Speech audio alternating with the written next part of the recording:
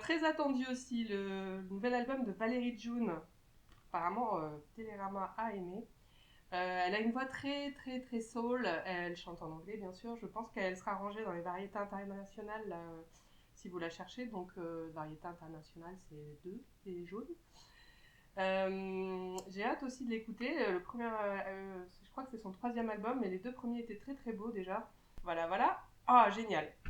Chachacha au harem, une compilation de musique orientaliste, donc inspirée de musique orientale, mais recomposée par différents compositeurs. En fait, il y a eu une grande vague à partir des années 60, au début des années 60 aux États-Unis, suite au film Laurence d'Arabie qui avait fait un carton.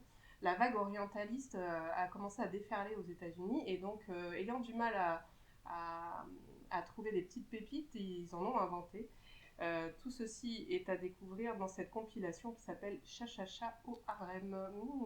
Une belle soirée en perspective en terrasse. Empyrium est un groupe de métal allemand. Alors ils font du métal, mais du métal matiné de folk symphonique. Voilà, c'est un groupe qui existe depuis le début des années 2000. Je crois qu'on n'en avait pas dans notre collection et ça manquait. Celui-ci doit dater de l'année. Et voilà, donc je vous invite à découvrir le métal folk symphonique de Empyrium. Ensuite, nous avons quoi? Ah, le nouvel album de London Grammar. Très attendu aussi. On s'y attendait plus d'ailleurs, c'est le deuxième album. Le premier avait fait un carton. Leur musique est un petit peu mélancolique, mais je pense qu'elle ira bien avec les longues soirées d'été que nous allons pouvoir vivre bientôt.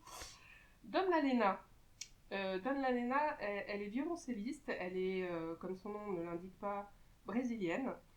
Et vous avez déjà pu peut-être la découvrir en duo avec Rosemary Stanley, qui officie dans le groupe Moriarty.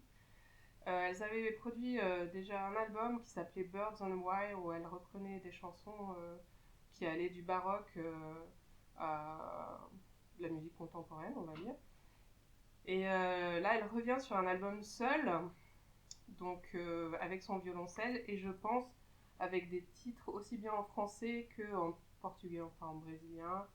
Et je pense que ça doit être un très très beau moment à partager. Publicité aussi par Télérama. Emma Domas, alors cette jeune chanteuse française, vous aviez peut-être pu la découvrir dans une émission télévisée